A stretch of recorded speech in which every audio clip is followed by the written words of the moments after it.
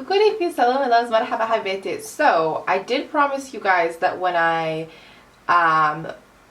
got through a decent amount of scent story time, I was hoping when I finished scent story time I would do my fragrance collection, but got a couple more fragrance videos lingering around. I think just one or two, and so I thought, hey, I'm gonna sit down and film this for you guys.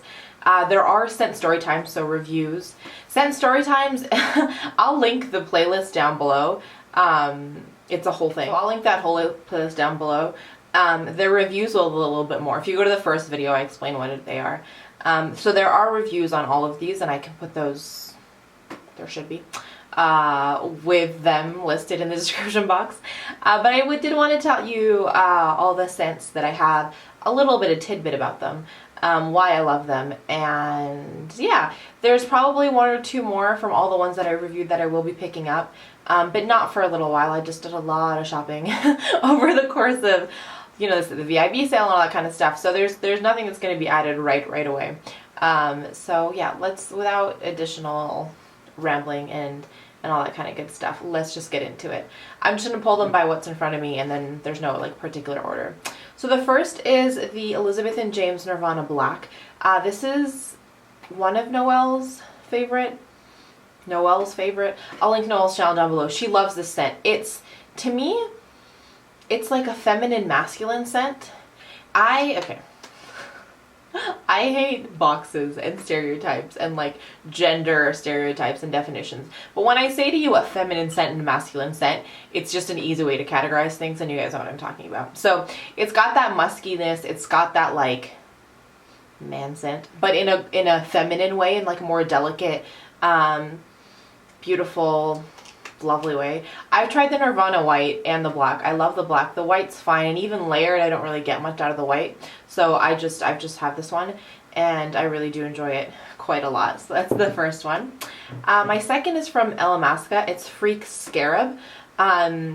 This one is hard to describe for me because the memory behind it is so vivid. So when I took my Alamasca makeup course last winter, this was the scent that one of our instructors always wore, and it was weird because I would associate, every time I'd smell this, I'm like, what? Why do I feel like I'm in the Alamasca store on Carnaby Street? So it's sweet, it's musky, it's dingy. Like I think the name Scarab is very evocative because it's very like pyramids, Egyptian, like scarab, like that. I'm making a lot of sense, aren't I? It's warm and musky and dingy, but in a good way.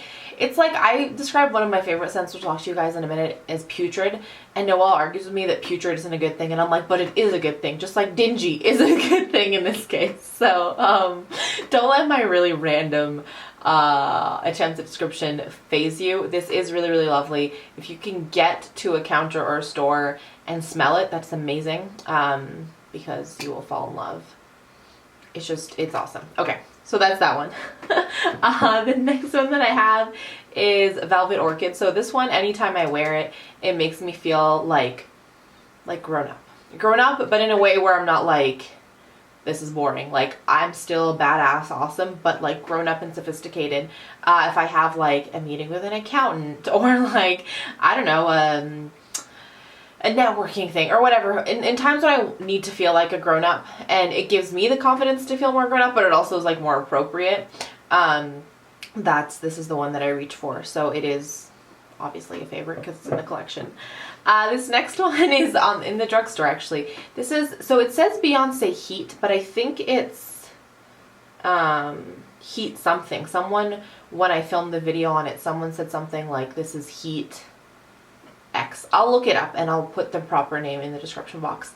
It's a beautiful, I'm not usually into these like sweet florally scents, but I really enjoy this one. This was gifted to me by April. I will link April's channel down below. But it's one of those rare exceptions of like a sweet floral scent that I actually do enjoy. I'm usually much more of like a musky kind of scent girl. But yeah, this is a really lovely scent, and from the drugstore, so it's nice and affordable.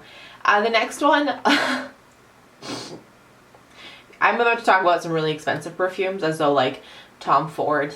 You'll be like, oh, but Tom Ford and Nirvana Black. I'm like, oh, but wait till I talk about the last two perfumes I have. They put them to shame. before we get there, let's talk about something affordable and silly and fun. So this is my Find Fragrance Mist by Bath & Body Works in Vanilla by Noelle. I love this scent. It smells like vanilla-y goodness, and I have, every time the collections launch around the holidays, I stock up on the fragrance mist, the body lotion, the like shower, everything. I just love it. So I don't use this often enough. Usually if I'm going to go for perfume, I'll go for like a perfume. But I like having a bottle of this because I just love having the scent around.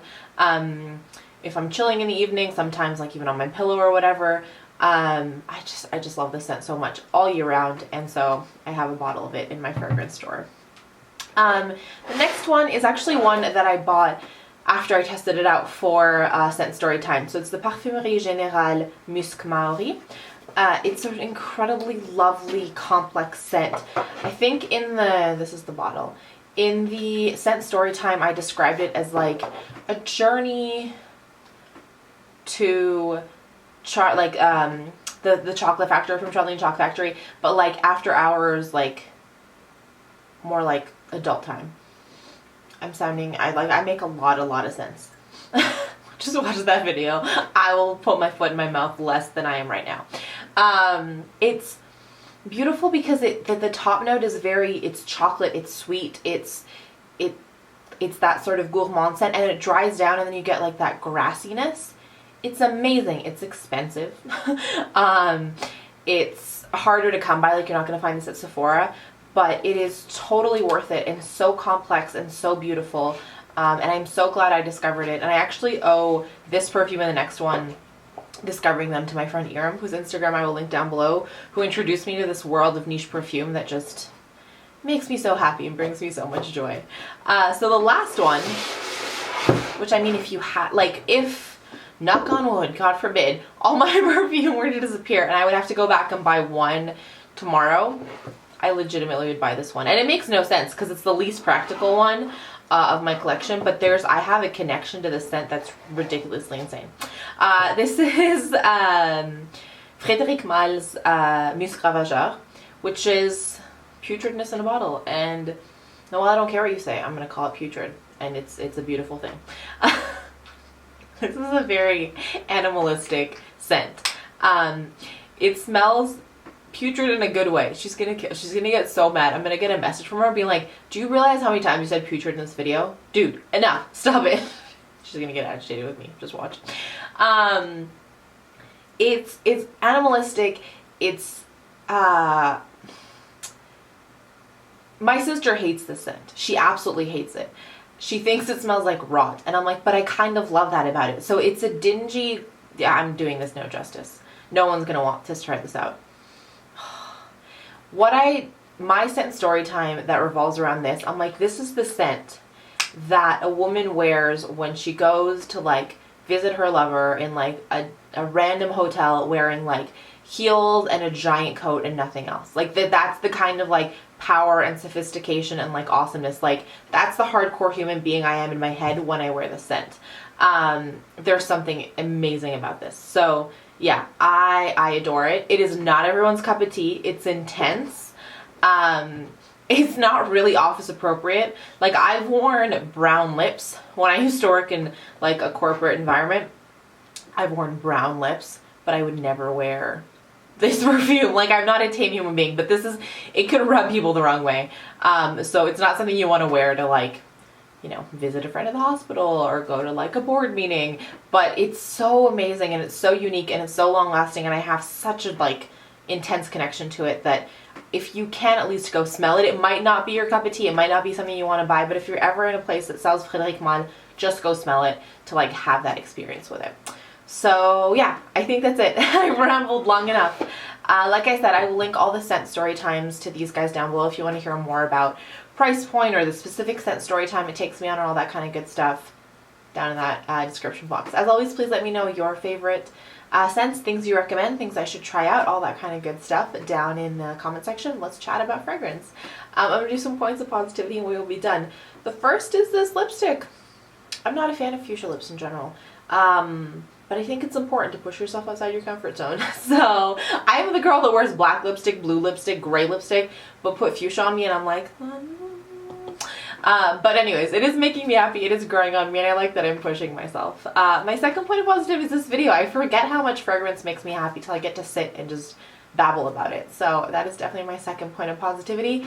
And my third is honestly my friend Erin, because the moments like this when I talk about this passion that I never would have realized if it wasn't for her remind me of how important she is to me and how much it means that I have her in my life. So you have these moments, these days, these instances where you are reminded of how special the people in your life are. So if you are watching, I love you and thank you.